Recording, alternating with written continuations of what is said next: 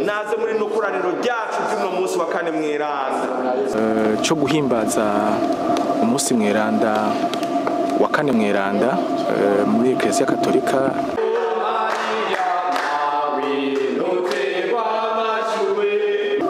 Umunsi wa Jeudi Saint. Rero kuno munsi uri hejuru na karyo keza na twebwe twatumiwe twashimye kuza kwifatanya na groupe Trône de la Grâce aho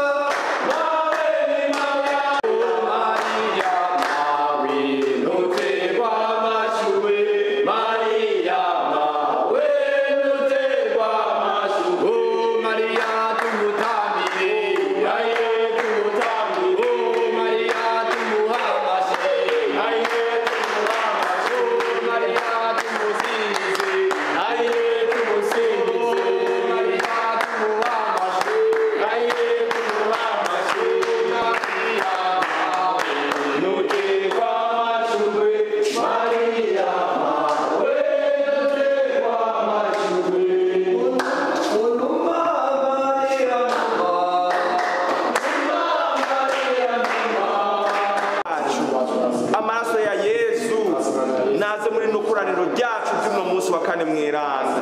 Ayo maraso ya Yesu niyo nambaje ngo adukiza kabi kose. Amaraso ya Yesu naturinde kandi nadukingira ibitero byose bya sekibi aho byozana na hose. Nanje kubw'ubutumwa nashinzwe no kubw'ibatisimu nahawe ndafashe miri imigabo n'imigambi ya sekibi yose yoza guhanamira no koraniro ryacu, imitima mibi yose eka ibyo byose bitakuva ko mukama Yesu ndabirungitse munsi y'umusaraba wawe, maze insinzi yawe niyigaragaze ku muntu wese mu bari ngaha mbere nawe ko baraza. Umutima mweranda wawe natuyobore twese, maze biza kuvugirwa ngaha nibiza gukorerwa ngaha.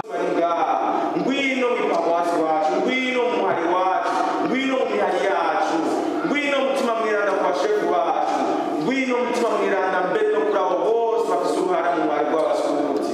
Ngwino mutima mweranda, ngwino mutima mweranda, ngwino maze tuyobore no koraniro ryacu, ngwino twuzuze inema zawe, ngwino mutima mweranda guhera ku mwana muto gushika ku mvuza ari ngaha, ngwino maze dukoreshwe nawe, ngwino tuvugishwe nawe, ngwino no mu bari mu nzira mutima mweranda bakoreshejanye imitima, ngwino maze wugurura inzira, ngwino munsi w'umunsi w'imihezagiro kuko ari wowe wawuhezagiye. Habwa icubahiro mutima mweranda, mutima mweranda turaguhaye ubukuru n'ububasha bw'ikiremwa cose. Mutima mweranda turaguhaye ubukuru n'ububasha bw'umuke, maze sekibi ntaronka hamenera. Ngwino na wa muriro w'agatangaza, ngwino uturi rutongora ibyo byose bitakuvako, ngwino maze wigaragaze nkakumwe wigaragaza imbere ya Musa, nkakumwe wigaragaza imbere y'abatumwa, nkakumwe wigaragaza imbere y'abahanuzi. Ngwino n'ubu tugaragariza urukundo rwawe, turashaka urukundo rwawe. Ndabahaye bwakeye namwiriwe abariko baradukurikirana ubuhinga ngurukana bumenyi. Hama uno munsi muri groupe iwacu Trône de la Grâce twazindukanye igikorwa cyo guhimbaza umunsi mweranda wa kane mweranda muri Eklezia Katolika. Imisi uko ari 3 guhera uno munsi wa kane kwa gatanu cyo bita Trivium Pascal. Rero muri twone twege kuno munsi twarawufashe turawugira iwacu kubera bona twe twitirirwa icicaro cy'ubuntu bw'Imana. Icicaro cy'ubuntu bw'Imana rero gisigura ijya tabernakuro aho Yezu yama ari. No munsi rero niho duhimbaza umunsi mukuru w'itabernakuro Eucharistia. Rero no munsi twe dufise igikorwa cy'uko tugira amafungo umunsi wose, twahera mu gatondo kuva saa 2 tabadushikana isaha 11 kubyo tuca tuja kwitegurira inkuka ya misa.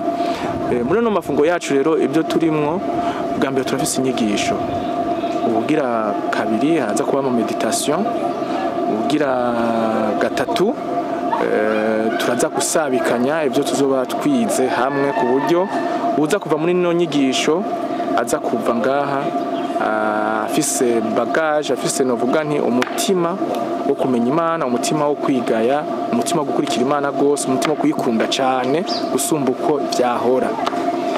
Rero mu ijambo rimwe dufise teme no musi twaza kwigisha ku bijanye na promesse y'abaskuti.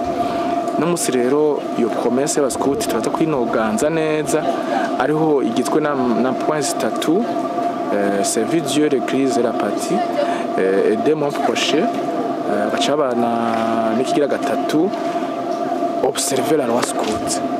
Rero ivyo bintu uko biri bitatu akenshi hari igihe tubicako mugabo ntitubyinjize mu ijambo ry'Imana. Abaskuti naho kaba tuzi yuko neza scoutisme ijanye cyane n'ijambo ry'Imana.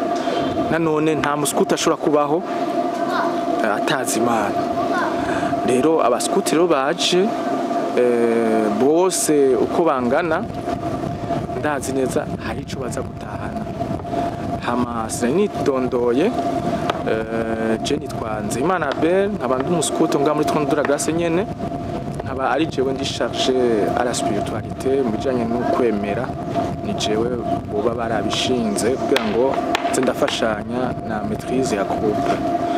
Rero turabaha ikaze rero mwese, twatanguye kuva no saha tugeze mu kanya ka meditation, turiko turira medita ku ijambo ry'Imadoje kwiga mu mwanya aho ryatubwira ku kijanye comment servir Dieu, l'église et la patrie. Aho twaravye muri Bible umuhanuzi yitwa Moise ariwe yatubereye akarorero, twumvise na nyene yakoreye Imana ko bitigeze bimworohera, ko bose abamukurikira akabakura muri Egypte abajana mu gihugu c'isezerano, ingene abanyisraeli bamugoye, ingene batashoboye kumwumvira, mugabo wewe akabandanya yumvirizwa ry'Imana ku buryo yashitse ku gikorwa Imana yari yamushinze, arakorera Imana koko, mbere arakorera n'igihugu c'Imana, mbere aratebara n'abashikana mu gihugu c'Israeli. Ndibaza nibyo, murakoze.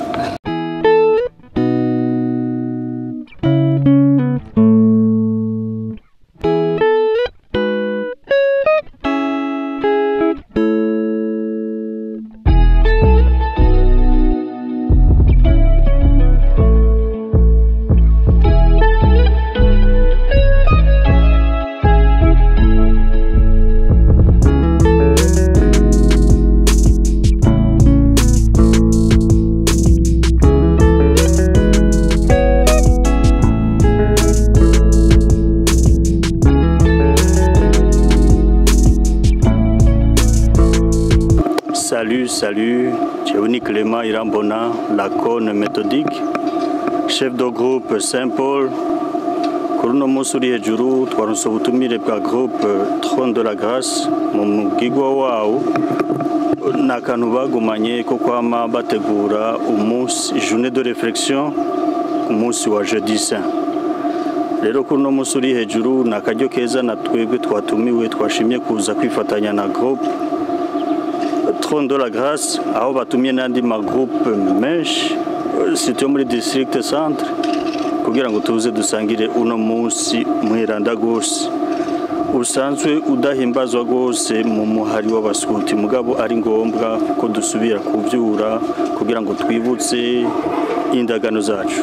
Teme rero badutumyemo kuri uno munsi ni les 3 points za promesse abantu bagira indagano barazi ko ari ibintu bitatu tugendera: servir Dieu, l'église et ma patrie, aussi aider mon prochain en toutes circonstances, aussi ica gatatu observer la loi scout.